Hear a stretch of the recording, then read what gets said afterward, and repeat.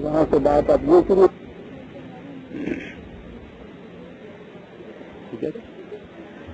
اعوذ باللہ من الشیطان الرجیم. بسم اللہ الرحمن الرحیم. عزیزان من، آج جنوری 1971 کی 31 تاریخ ہے اور درس قرآن کریم کا آغاز سورہ النساء کی آیت 156 سے ہو رہا ہے. 4/156.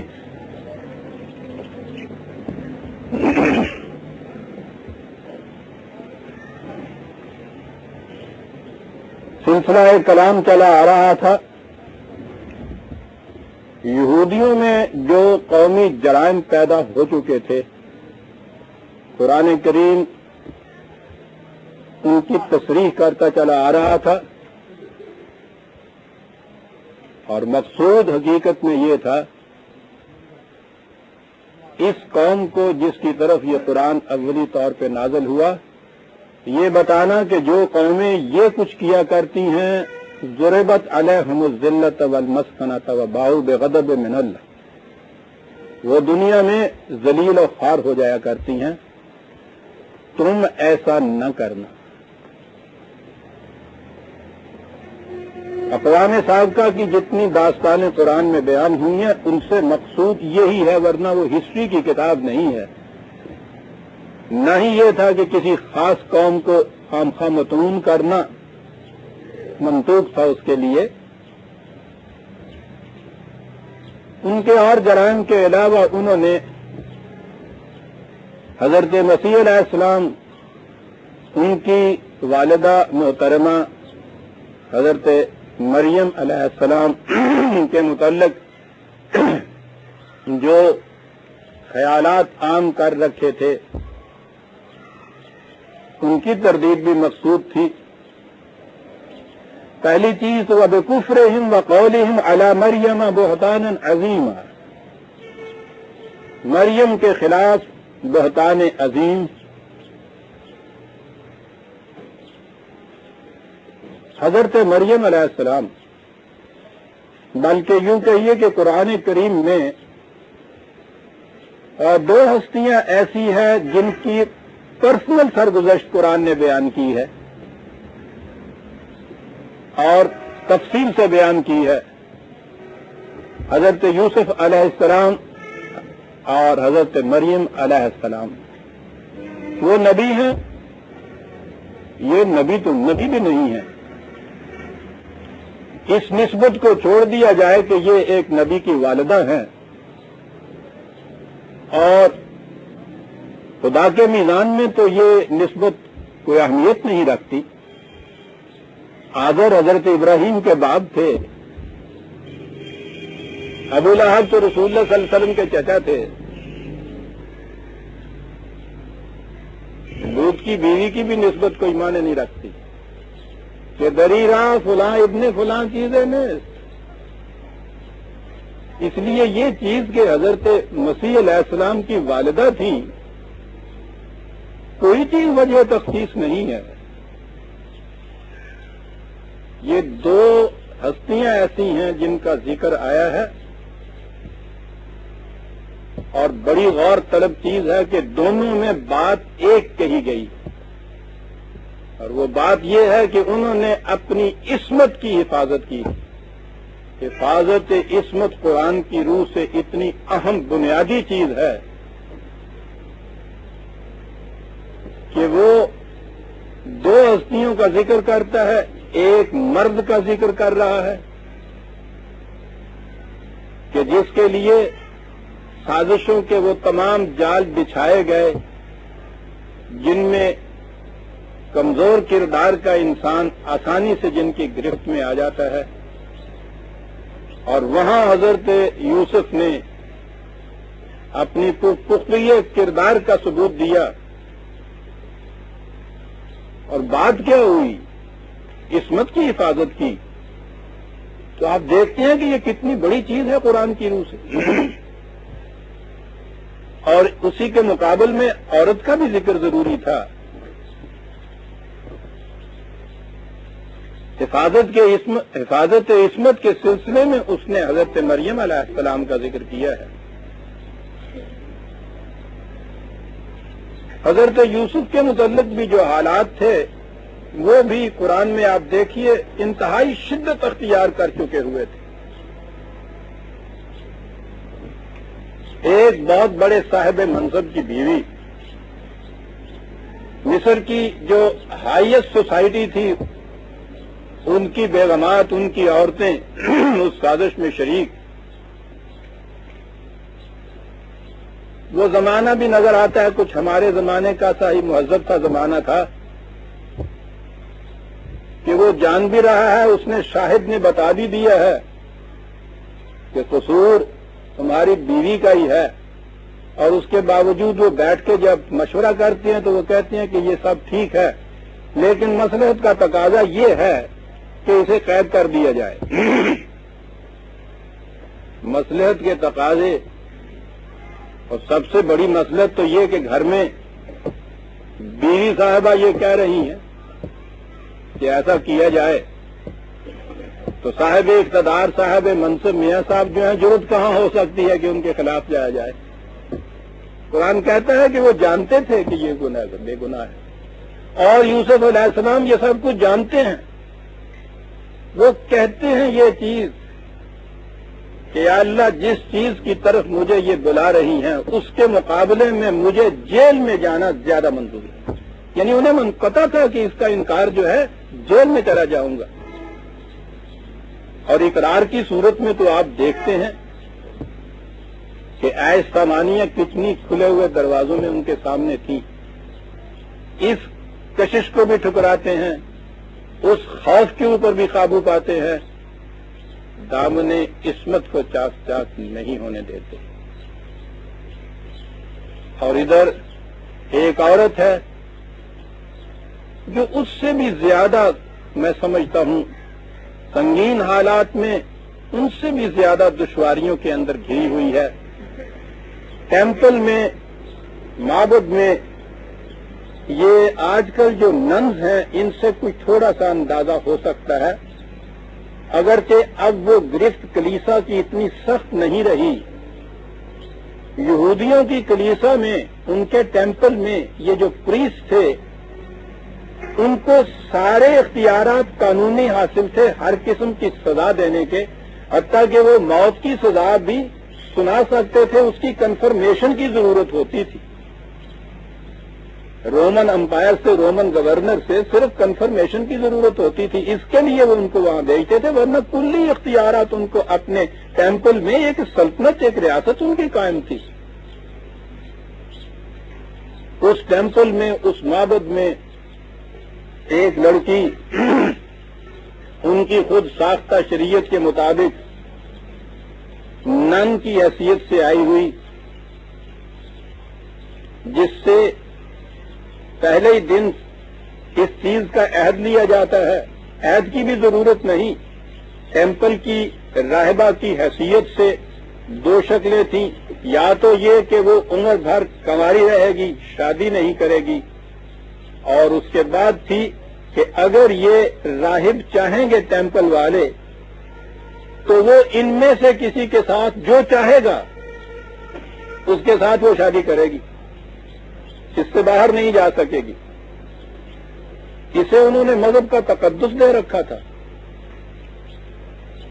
یہ شریعت کا حکم بتاتے تھے. تو آپ سوچئے کہ اتنے اختیارات کی مالک مذہبی پیشوائیت، وہاں اس ٹیمپل کے اندر یہ ایک لڑکی،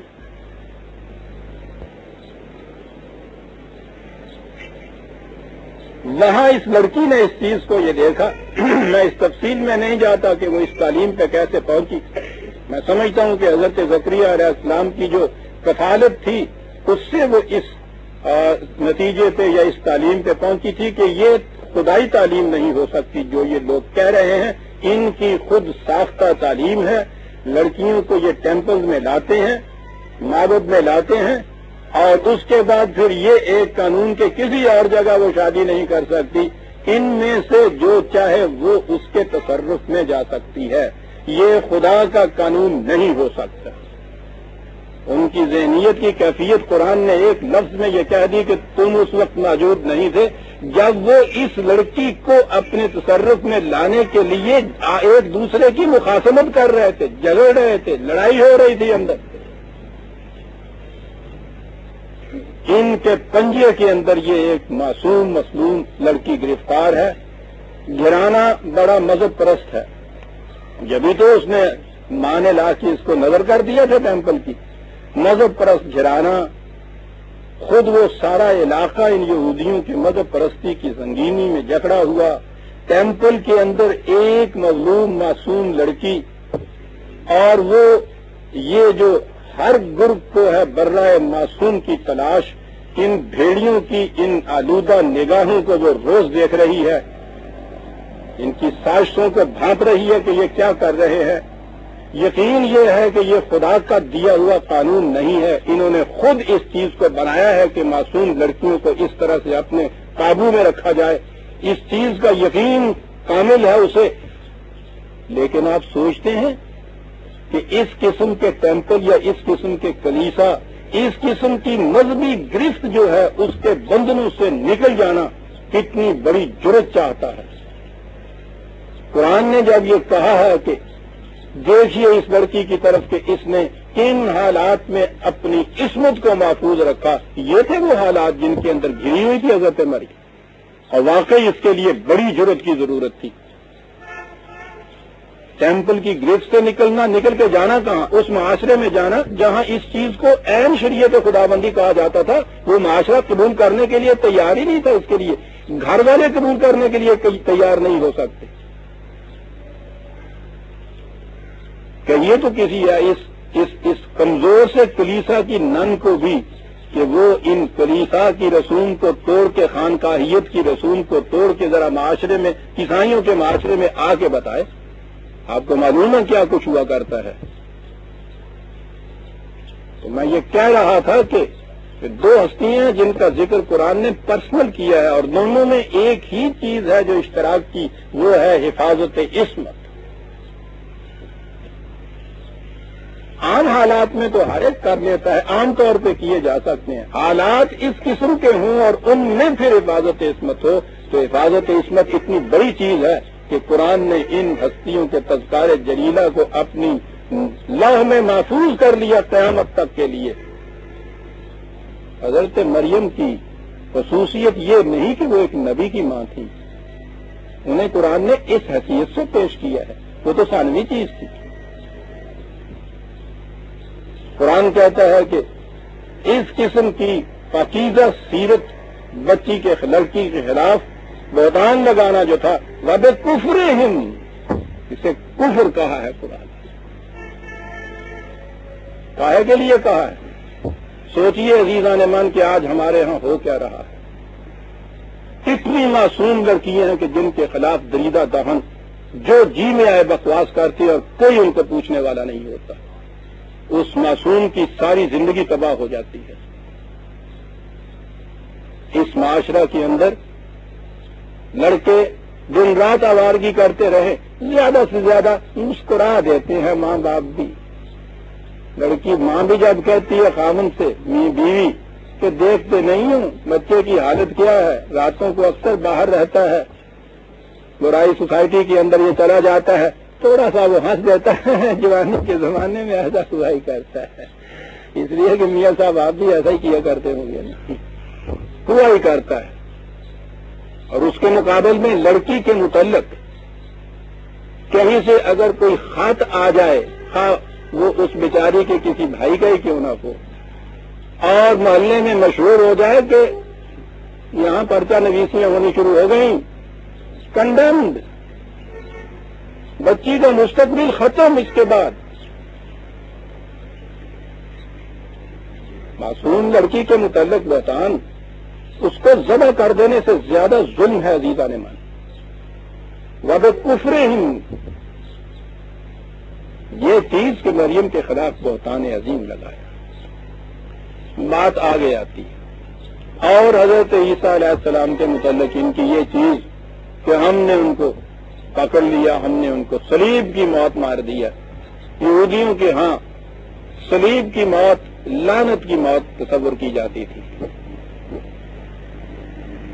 انہوں نے کہا یہ تھا کہ یہ جو نبی ہونے کا دعویٰ کر کے تمہارے ہاں آیا ہے، عیسائیوں کی رقابت جو تھی، ان کی مخاصمت جو تھی، وہ اس حد تک بڑھ گئی کہ ان کے رسول کے متعلق یہ چیز کہہ دی، مشہور کر دی، دعویٰ کیا، فخر سے دعویٰ کیا کہ ہم نے ان کو پکڑ کے ایک لعنتی کی موت مار دیا ہے۔ نبی کے متعلق یہ بہتان بھی کچھ کم نہیں تھا سر۔ یہ دو چیزیں قرآن اکٹھی کرتا ہے۔ قبل اس کے کہ میں اس چیز پہ آؤں، ایک چیز کی وضاحت ضروری سمجھتا ہوں۔ میرے اس درس میں آپ احباب آتے ہیں، جو دیر سے آتے ہیں انہیں معلوم ہے، نوعارت جو ہیں انہیں ان چیزوں کے متعلق علم نہیں۔ ان کی معلومات کے لیے یہ عرض کر دوں کہ آتے ہیں پہلے سے اعتقادات، نظریات، خیالات، تصورات، تعلیم سارے دلوں میں لیے ہوئے۔ میں قرآن کریم کا طالب علم ہوں، میرے درس قرآن سے مقصود یہ ہے، میں نے عمر بھر قرآن پہ کچھ غور کیا، جو کچھ بھی میں نے اس سے بصیرت حاصل کی، میں وہ قرآن کی اس تعلیم کو آپ احباب کے سامنے پیش کرتا ہوں، اپنی تحریروں میں قوم کے سامنے پیش کرتا ہوں۔ میں اسے شرک سمجھتا ہوں کہ قرآن ہاتھ میں لے انسان اور کسی عقیدے، نظریے، تصور کے متعلق یا اس کی تائید یا تردید پہلے سے مقصود، یہ شرک ہے۔ قرآن سمجھنے کا طریقہ یہ ہے، قرآن سمجھانے کا طریقہ یہ ہے کہ پہلے سے پری کنسیوڈ کوئی نوشن آپ کے ذہن کے اندر نہ ہو۔ خالص توحید یہ ہے، قرآن نے یہ کہا ہے کہ لا یمسہ الا المطہرین، مطہر جو نہیں ہوتے وہ مس تک نہیں کر سکتے قرآن کو۔ اس کا پانا اور سمجھنا تو کیا ہے، وہاں تطہیر سے مراد یہ نہیں ہے کہ وہ غسل کر کے باوضو جب تک نہ بیٹھیں۔ قلب و دماغ کو جب تک غیر قرآنی خیالات و تصورات سے پاک اور صاف نہ کیا جائے، قرآن بڑا غیور ہے، یہ سمجھ میں آتا ہی نہیں ہے۔ جب تک کعبے سے بتوں کو باہر نہ نکالا جائے، خدا اس کے اندر جاتا نہیں ہے۔ قرآن قطعاً سمجھ میں نہیں آتا اگر پہلے سے آپ کے ذہن میں کچھ خیالات موجود ہیں، اور یہی مرحلہ ہے مذہب زدہ معاشرے میں یا مذہب کے تواتر میں، وراثت میں جو خیالات ہمارے ہاں آتے ہیں، ان کو ذہن سے نکالنے کے بعد قرآن میں آنا۔ ذاتی بات ہو جائے گی لیکن کہنا ضروری ہے، پتہ نہیں زندگی کا اعتبار نہیں ہوتا۔ میری آدھی زندگی، اس سے بھی زیادہ زندگی ان تمام معتقدات و خیالات میں گزری ہے جو متوارث ہمارے ہاں مذہب کی روح سے آتے تھے اور سارے قرآن کے خلاف۔ آپ سوچئے کہ ان سب کو نکالنا کتنا دشوار تھا۔ میں تو قدم قدم پہ اس کے حضور سجدہ ریز ہوتا ہوں جس نے مجھے یہ توفیق دی۔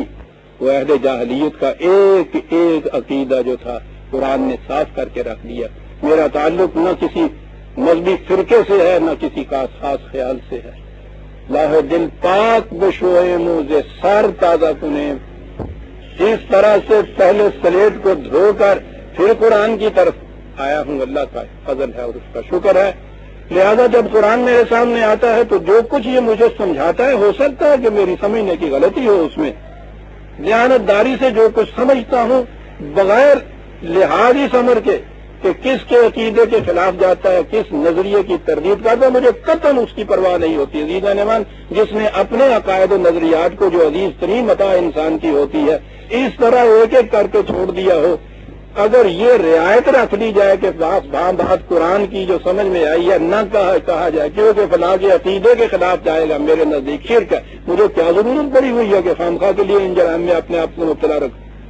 میرا پروفیشن نہیں ہے عزیزان ایمان۔ لہذا یہاں جو کچھ میں عرض کروں، اگر کسی کے پہلے سے کسی عقیدہ، خیال، نظریہ کے خلاف جاتا ہے، اگر وہ سمجھتا ہے کہ میں نے ٹھیک کہا ہے، اسے تسلیم کرے۔ اگر اسے اختلاف ہے، اپنے اختلاف کو برجا رکھے۔ اگر برداشت نہیں کر سکتا، یہاں نہ آئے۔ یہاں تو یہ صورت ہوگی جو میں نے ابھی عرض کیا۔ کہنا اس لیے پڑا کہ میں دیکھتا یہ ہوں، نوعارتوں کے ساتھ یہ ہو رہا ہے، کوئی چیز ان کے عقیدے کے خلاف ہوئی یا تو وہ آ کے جھپٹ پڑتے ہیں، صاحب میرے وقت ضائع کرنے کے، یا وہ چٹھیاں لکھنی شروع کر دیتے ہیں کہ صاحب پڑھتے ہیں بحث کے اندر وہی مباحثے وہی مناظرے جس کی خوگر بے عمل کام ہو جاتی ہے۔ میرے پاس عزیزان من اس کے لیے وقت نہیں ہے۔ قرآن کی کوئی بات سمجھ میں آپ کے نہ آئے، کشنا رہ جائے میری تشریح، 1000 بار آئیے 1000 بار سمجھاؤں گا، قرآن کی بات سمجھاؤں گا۔ یہ نہ کہیے گا کہ یہ چیز میرے اس عقیدے کے خلاف جاتی ہے، مسلمانوں کے اس عقیدے کے خلاف جاتی ہے، اس لیے تم یہ کیوں کہتے ہو، مجھے اس کی کوئی پرواہ نہیں ہے۔ میں تو جب قرآن ہاتھ میں لے کے آپ کے سامنے آتا ہوں، آپ کو کیا پتا ذمہ داریوں کا بوجھ جو ہے میری کمر توڑ دیتا ہے عزیز آدمی۔ ایک ایک لفظ کے متعلق مجھے سوچنا پڑتا ہے کہ کہیں قرآن کے خلاف نہ چلا جائے۔ اس کی احتیاط رکھیے گا۔ اس قسم کے حضرات آنے والوں کی خدمت میں عرض کروں گا کہ میرے پاس وقت نہیں ہے، لکھنے والوں سے عرض کروں گا کہ میں جواب نہیں دوں گا ان چیزوں کا۔ قرآن سمجھ نہ ہوتا 1000 بار آئیے، اس لیے ضروری سمجھا کہ بات وہ آ رہی ہے حضرت عیسیٰ علیہ السلام کے متعلق۔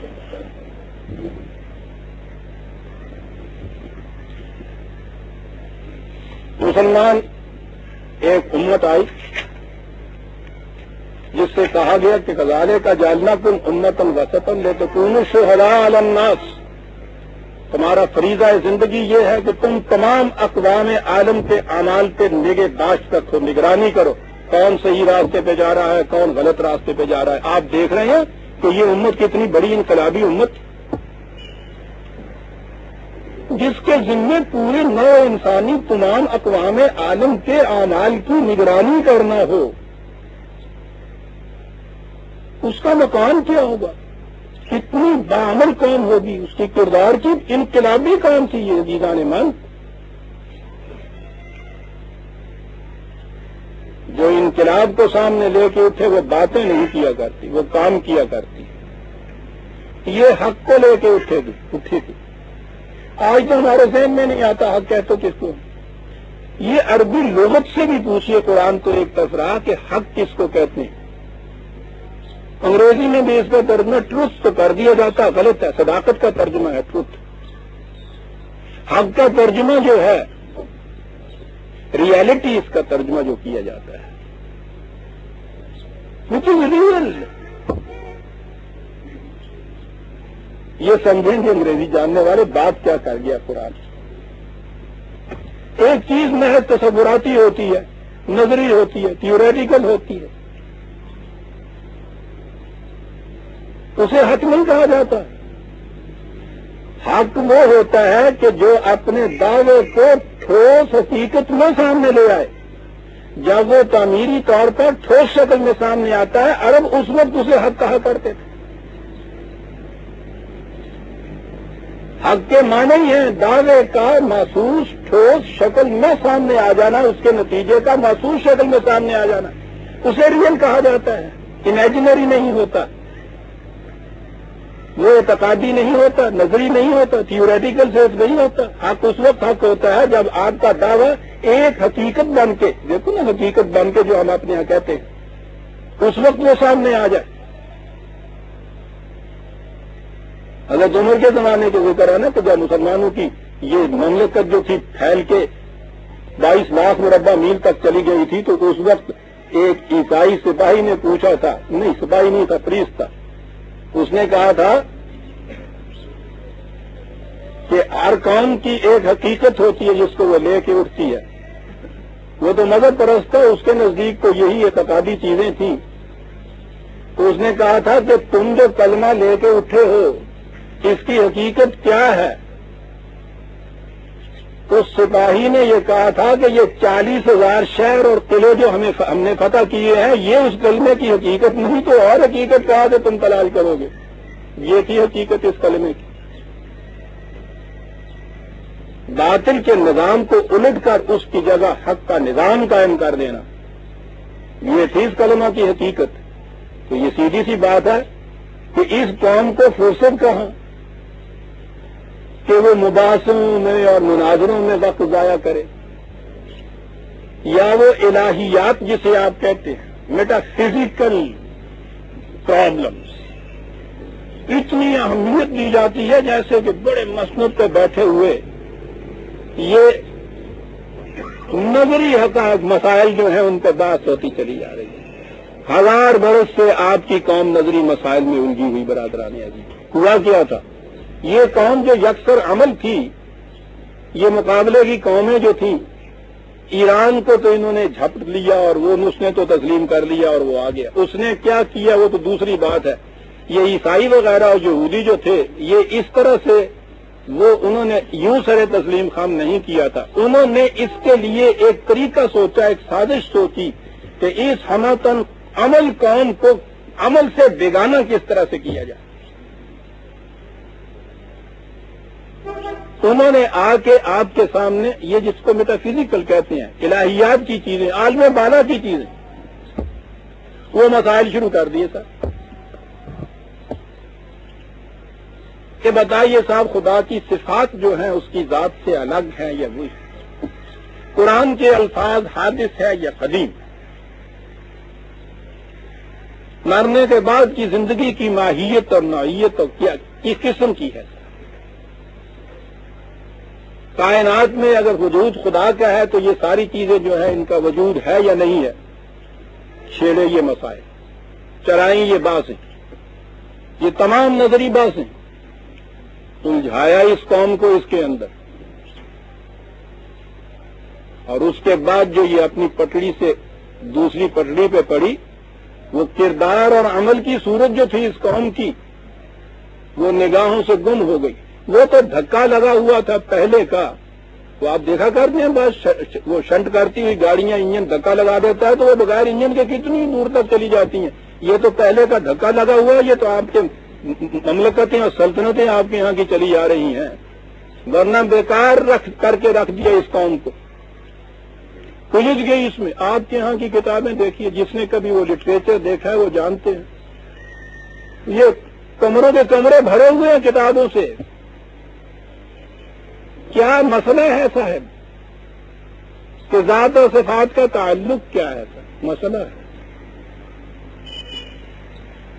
اور پھر ان کے اوپر خونریزیاں ہو رہی ہیں، جنگیں ہو رہی ہیں، قتل ہو رہے ہیں، خون بہہ رہے ہیں ان مسائل کے اوپر۔ یہاں آپ کے ہاں یہ سازش ہوئی،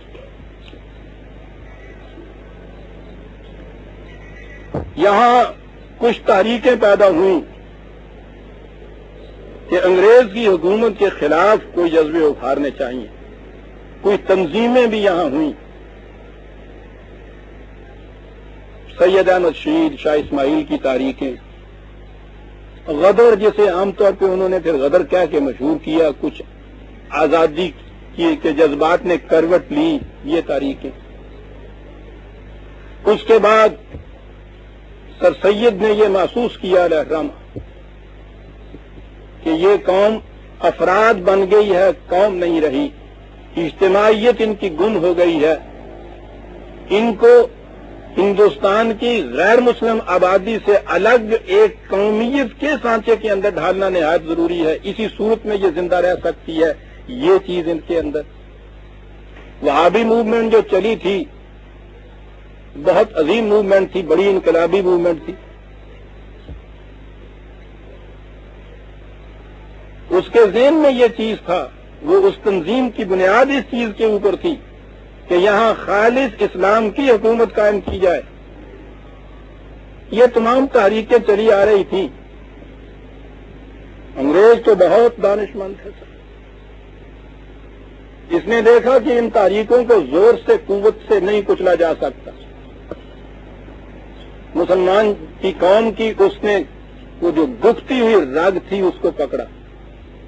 انگلینڈ سے وفد در وفد، گروہ در گروہ وہاں سے پادری آنے شروع ہوئے، یہ انہوں نے مناظرے شروع کر دیے یہاں آ کے۔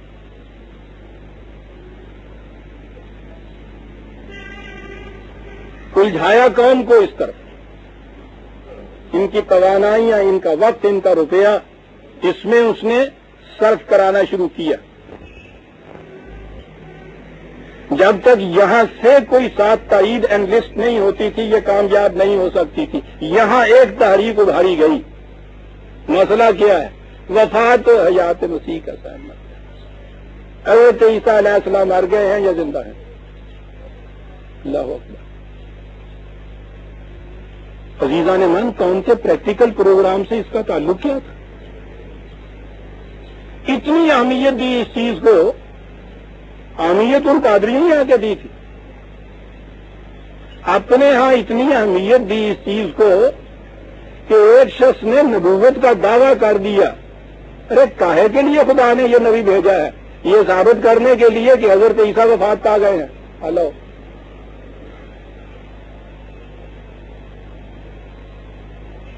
جو عقیدہ متوارث چلا آ رہا تھا وہ یہ تھا کہ وہ زندہ ہیں. اب ٹکراؤ شروع ہوا یہاں. وہ جو پہلے چیز قادریوں کی، عیسائیوں کی اور یہ مسلمانوں کی آپس میں ٹکراؤ کی تھی، وہ تو جمالو ہوئی دور، اور اس بھوس میں لگا دی آگ. اب یہ جو مسئلہ ہے، حضرت مسیح بن باپ کے پیدا ہوئے تھے یا ان کا باپ تھا، وہ آسمان پہ زندہ ہیں یا مر گئے ہیں، اس قدر اس نے اہمیت حاصل کی. آج آپ اس کا احساس بھی نہیں کر سکتے.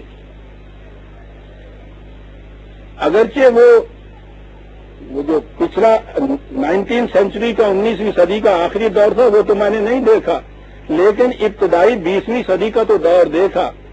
اور یہ ہماری خوش قسمتی کہیے یا بد قسمتی، ہم رہنے والے تھے بٹالے کے. وہ تو قادیان سے 7 میل کے فاصلے، ریلوے اسٹیشن. وہ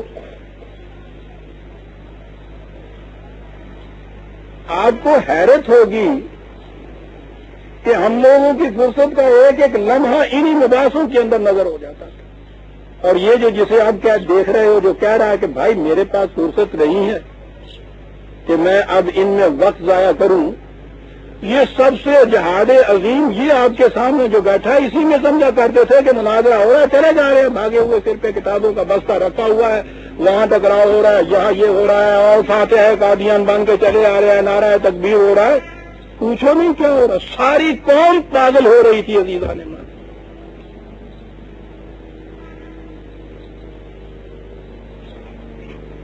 یہ تو غنیمت سمجھیے. وہ جو کہا ہے شادی نے کہ چنا قحط سالے شد اندر دمشق، کہ یارہ فراموش کرنا دے عشق. روٹی کا مسئلہ اتنا زیادہ یہاں گہرا ہو گیا کہ لوگوں نے عشق کو عشق میں لا دیا. یہ مناظرے برادری اس لیے ختم ہو گئے، لیکن الجھانے والوں نے تو الجھا دیا. وہ دور ہندو تو اپنی تنظیم میں لگا ہوا تھا. انگریز چاہتا یہ تھا کہ وہ تو اپنے آپ کو اتنے مضبوط یہاں محکم بنا لے، اور خود ہندو چاہتا تھا کہ اپنی 10,000 سالہ غلامی کا انتقام تنہا اس قوم سے لیا جائے. آریوں نے مباحثے چھوڑ دیے اور انگریز نے کہا کہ صاحب ہم تو مذہبی آزادی دیتے ہیں، صاحب ہم نہیں انٹرفیئر کرتے. بالکل ٹھیک، کیوں کیا جائے انٹرفیئر؟ اور لگی ہوئی ہے قوم کے اندر. ہندو اپنی تنظیم میں لگے ہوئے ہیں اور مسلمان ان مباحث کے اندر لگے ہوئے ہیں.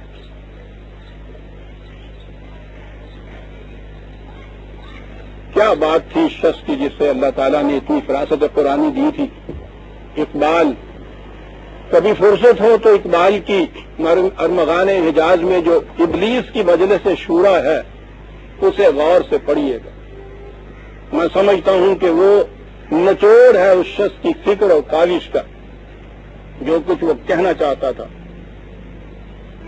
نہایت حسین انداز میں کہا ہے، اور کہا ہے اس طرح سے ڈرامیٹیکلی کہ اس میں آپ بور نہیں ہوتے. کوئی فلسفیانہ مباحث اوپر کے نہیں لے کے آیا. اس کا پلان یہ ہے کہ ابلیس کی مجلس ہے، اس میں وہ اپنے سارے منسٹرز کو اس نے بلایا ہوا ہے، اور وہ یہ کہہ رہے ہیں کہ کہاں کہاں ہم فیل ہو رہے ہیں، ہمیں کیا کیا خطرات ہمارے سامنے ہیں. وہ اپنی ساری وہ مشکلیں اور ڈیفیکلٹیز پیش کر رہے ہیں، یہاں ہو رہا ہے وہاں ہو رہا ہے. وہ ان کا جواب دیتا ہے. آخر میں جو شخص ہے وہ وزیر اعظم کہہ لیجئے اس پریزیڈنٹ کا، وہ یہ کہتا ہے کہ اس مسلمان قوم کے اندر میں دیکھ رہا ہوں کچھ شعور بیدار ہو رہا ہے، اس سے بڑا خطرہ نظر آتا ہے. اسی نے نہیں کہا، خود ابلیس نے یہ چیز کہی، بلکہ یوں کہیے، میں نے غلط کہا کہ اس نے کہا، ابلیس نے خود کہا کہ تمہاری نگاہ اس تک نہیں گئی. اس قوم کے اندر کچھ شعور بیدار ہو رہا ہے، اور سب سے بڑا خطرہ اس قوم سے ہے. مزدقیت فتنہ ہے، فردہ نہیں، اسلام ہے۔ جس نے یہ کہا تھا نا کہ یہ مجھے کمیونزم ڈرا رہی ہے کہ یہ تہ بالا ہمارا نظام سرمایہ داری کا کر دے گا، ہم نے ہزاروں سال سے جو اس طرح سے جال بنے ہیں توڑ کے یہ رکھ دیں گی، اس نے بڑی عمدی دلیلیں دی کہ یہ ابلیس نے کہا تھا غلط کہتے ہو، مزدقیت فتنہ ہے، فردہ نہیں، اسلام ہے۔ یہ ہے خطرے کا موجب، اس قوم کی بیداری سے ڈرو، یہ نہ ہونے پائے۔ اس کے بعد انہوں نے پوچھا کہ صاحب اس کے لیے پروگرام کیا ہے؟ اس نے کہا مسئلہ بہت بڑا۔ انہوں نے خود کہا کہ مسئلہ اتنا بڑا اہم ہے کہ ہم نہیں پروگرام کوئی دینا چاہتے، ہماری نگاہیں وہاں تک پہنچ ہی نہیں سکتی جہاں تک تمہاری نگاہیں پہنچتی ہیں۔ اس پرابلم کا حل ابلیس نے بتایا۔ اس نے کہا کہ کچھ مشکل نہیں ہے، یہ پہلے بھی میں نے آزمایا تھا، بڑا کارگر ہوا تھا یہ نسخہ، درمیان میں تمہاری کچھ کوششیں ڈھیلی پڑ گئیں کہ یہ ان کا کچھ رخ بدل گیا، اب پھر یہی کرنے کی بات ہے کہ ان کے اندر اس قسم کے مسائل کی اہمیت کو عام کر دو کہ ابن مریم مر گیا یا زندہ جاوید ہے، عام کرو ان مسائل کو۔ ابن مریم مر گیا یا زندہ جاوید ہے، ہیں صفات ذات حق، حق سے جدا یا عین ذات، اور آنے والے سے مسیح ناصری مقصود ہے، یا مجدد جس میں ہوں فرزند مریم کے صفات۔ کہا کیا مسلمان کے لیے کافی نہیں اس دور میں یہ الہیات کے ترشے ہوئے لات و منات؟ یہ چلے ہیں خدا کی طرف، اس کی عبودیت کے لیے، ان کے راستے کے اندر یہ بت کھڑے کرو، یہ الہیات کے، یہ میٹا فزیکل پرابلمز ان کے سامنے لاؤ، اور اس طرح سے تم اسے بیگانہ رکھو عالم کردار سے، تا بساط زندگی میں اس کے سب مورے ہمات۔ یہ تھی اسکیم جو اس نے سجھائی تھی، یہ اسکیم تھی جس پہ عمل ہوا یہاں عزیزان ایمان، نبی تک ہمارے ہاں بن کے آ گئے، کیا بتانے کے لیے کہ صاحب حضرت عیسیٰ مر گئے ہیں یا زندہ ہیں، چھیڑو مسئلے، جن باپ پیدا ہوئے تھے یا باپ کے ساتھ پیدا ہوئے، الجھاؤ ان کو ان مسائل کے اندر۔ ہندو اپنی تنظیم میں لگا ہوا، انگریز اپنی سازشوں میں لگا ہوا، مسلمان ان مسائل کے اندر الجھی ہوئی۔ عزیزان ایمان آپ کو معلوم نہیں ہے، ہم سے پوچھئے کہ کیا ہوتا ہے، کچھ دین دنیا کی فکر نہیں ہے، چلے ہوئے ہیں اس مسئلے کے اوپر، لکھا جا رہا ہے، بولا جا رہا ہے، ساری قوم جو ہے کروڑوں روپے تلف ہو رہے ہیں، ٹھیک، تم اسے بیگانہ رکھو عالم کردار سے، تا بساط زندگی میں اس کے سب مورے ہوں۔ یہ تو پتہ نہیں اسے کیا منظور ہے ہمارے لیے کہ ہمیں اس نے زندہ رکھنا تھا، کہ اس وقت یہ اقبال جیسا دیداور پیدا ہو گیا، جنا جیسا مرد کردار ہم کو مل گیا، اور اس طرح سے آپ کو وہاں سے بچا کے یہ لے آیا، ورنہ آپ ختم ہوئے تھے۔ یہ جو ہے میں نے کہا ہے نا کہ چونکہ یہ آیت سامنے آئی ہے اس لیے میں پہلے سے آپ سے عرض کر دوں کہ اس کو اہمیت اتنی دی ہوئی ہے، یہ اہمیت دی ہوئی کیوں ہے صاحب؟ عیسائیوں کو اس کی ضرورت تھی، وہ اپنے اس نبی کو حضرت مسیح علیہ السلام کو وہ انسان بشر نہیں مانتے، وہ اسے الوہیت کا درجہ دیتے ہیں، خدا کا بیٹا، اور ایک عقیدے کی روح سے خود خدا، ٹرینٹی جو ہے، باپ بیٹا روح القدس، وہ تینوں شریک ہوتے ہیں الوہیت کے اندر، ڈیوینٹی کے اندر، وہ خدا مانتے ہیں یا خدا کا بیٹا مانتے ہیں۔ آپ ضرورت تھی کہ جسے وہ اس طرح سے فوق البشر سپر مین مانے، بلکہ سپرا فزیکل مانے، اس کے لیے ضرورت تھی کہ بتایا جائے کہ نہ اس کی پیدائش عام انسانوں کی پیدائش ہے، نہ اس کی وفات عام انسانوں کی وفات ہے، جب ہی اس کو وہ خدا انسانوں سے اونچا ثابت کریں گے نا۔ انہیں تو ضرورت تھی اس کے لیے کہ اپنے اس نبی کو وہ یہ ثابت کر سکیں کہ وہ انسان نہیں، انسانوں سے ماورا تھا۔ مسلمان نے اس کی تردید کرنی تھی۔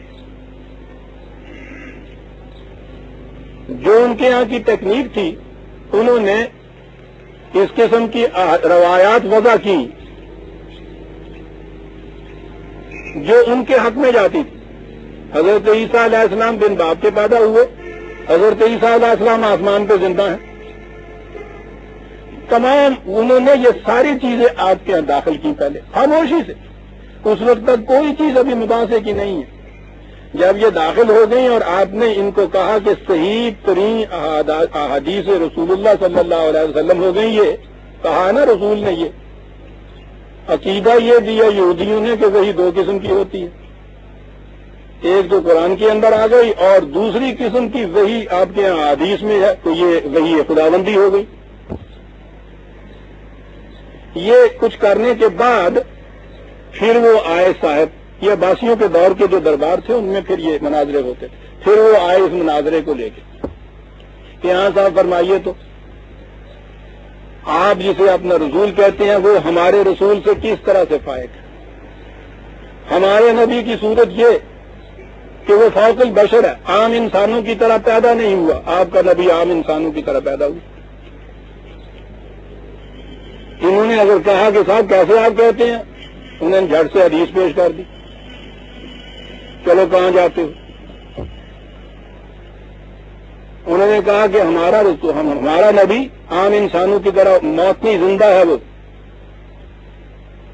تمہارا نبی جو ہے وہ وفات پا گیا ہے، وہ اس کی قبر ہے۔ مات مصیبت یہ ہے کہ وہ چیزیں پہلے داخل ہو چکی ہوئی ہیں حدیث میں، قدم قدم پہ وہ ان کو مات دیتے تھے۔ بہت کچھ انہوں نے اس کے متعلق کوئی سوچا کہ کیا کریں کیسے کریں۔ آپ کو معلوم ہے حضور کی پیدائش کے متعلق کو روایات کے حضور تو پھر بشر تھے ہی نہیں، وہ تو نور تھے، تو نور کی سی کیفیت تھی، بات چلتی نہیں تھی۔ حضرت عیسیٰ علیہ السلام انہوں نے کہا آسمان پہ گئے، تو انہوں نے کہا کہ وہ گئے، تب کیا ہوا؟ رہ گئے چرخے چہارم پہ جناب عیسیٰ، طے کیے ہفت سماوات کے میدان تو انہیں چل گئی۔ انہوں نے کہا کہ دیکھیے رسول اللہ ہمارے جو تھے وہ عرش پہ گئے تھے، تمہارے نبی چوتھے ہی آسمان پہ۔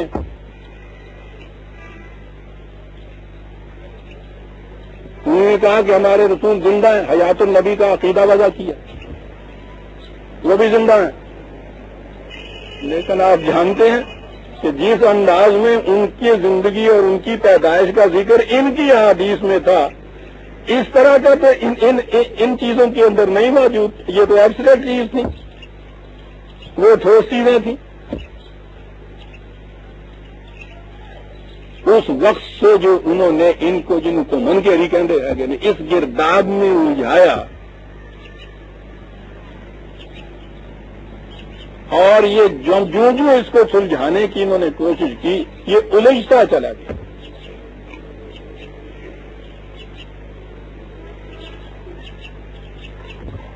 یہ عقائد اس طرح سے پختہ ہو گئے، گرا گیر ہو گئے، ان کے قلب کی گہرائیوں میں اتر گئے کہ عیسائیوں کے ہاں ایسے فرقے موجود ہیں جو یہ مانتے ہیں کہ حضرت عیسیٰ علیہ السلام عام انسانی بچوں کی طرح پیدا ہوئے، عام انسانوں کی طرح وفات پائی، وہ مانتے ہیں۔ اس کے باوجود وہ عیسائی ہیں۔ عیسائی یہ کہتے ہیں کہ صاحب ٹھیک ہے، ہمارے ہاں ایسے فرقے بھی ہیں جو ان کو یہ مانتے ہیں، لیکن آپ کے ہاں اگر کوئی یہ کہہ دے کہ حضرت عیسیٰ علیہ السلام بن باپ کے پیدا نہیں ہوئے یا وہ وفات پا گئے، یہ کفر کی وجہ ہو جاتی ہے، یعنی اس پہ آپ کے ہاں کفر کا فتویٰ لگ جاتا ہے۔ وہ جن کے نبی ہے وہ تو ان کو وہ کچھ مانے تو عیسائی کے عیسائی رہے، اور آپ اگر اتنی سی بات کہہ دیں تو آپ دائرہ اسلام سے خارج ہو جاتے ہیں۔ دیکھا سازش کتنی گہری جاتی ہے، یعنی وہ تو بھلا چلا گئے، آپ پھنسے ہوئے۔ اب بھی یہ بات کہیں کہہ کے دیکھیے آپ،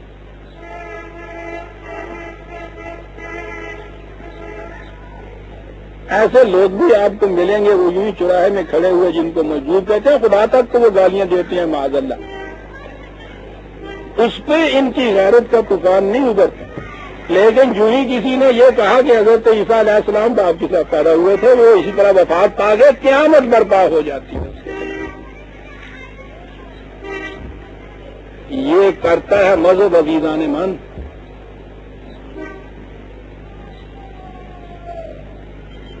کہنا اس لیے پڑا کہ آیتیں یہ آ رہی ہیں،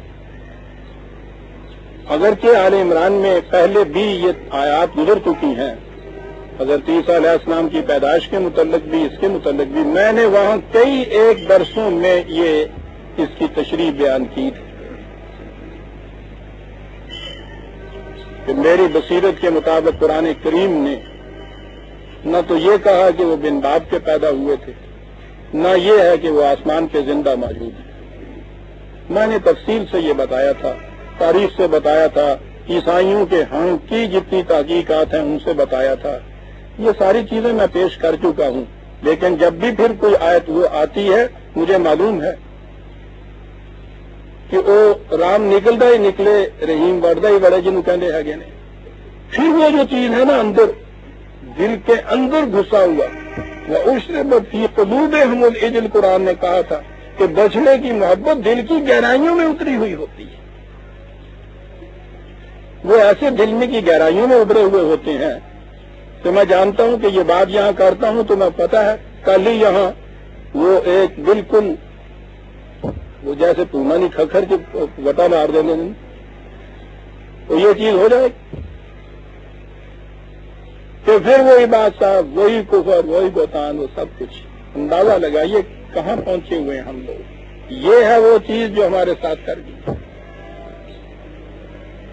کوئی اس مسئلے پہ آگے نہیں پوچھتا کہ قرآن نے کہا تھا وَمَن لَّمْ يَحْكُم بِمَا أَنزَلَ اللَّهُ فَأُولَٰئِكَ هُمُ الْكَافِرُونَ، جو بھی غیر قرآنی حکومت قائم کرتا ہے، جو شخص بھی قرآن کتاب اللہ کے مطابق حکومت نہیں کرتے وہ کافر ہوتے ہیں۔ کبھی آج تک کسی نے آ کے کفر اور ایمان کے اس مسئلے پہ مجھ سے نہیں بات کی عزیزان من، لیکن حضرت مسیح کی پیدائش اور ان کی وفات اور یہ عذاب قبر اور یہ پوچھو نہیں پھر آگے کیا کچھ کرتے ہیں۔ یہ کیا ہمارے ساتھ، ورنہ اگر اتنی سی اہمیت اس کو دی ہوتی کہ نہیں بھائی قرآن تو کافر اور مومن کا امتیاز یہ کہتا ہے کہ جو قرآن کے مطابق فیصلہ کرتا ہے وہ مومن ہے، جو اس کے مطابق فیصلہ نہیں کرتا وہ کافر ہے، ہماری قسمت کچھ اور کی اور ہوتی ہے۔ آج عزیزان میں اس لیے کہتا ہوں کہ اس قسم کے نظری مسائل سے یہ دلچسپی نہ رکھیے، ٹھیک ہے؟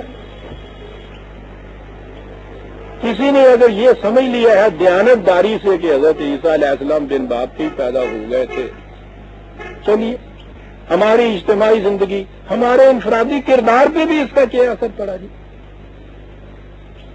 کچھ ہمارے کردار کو سنوارنے میں اس نے کوئی پارٹ پلے کیا اس قسم کا؟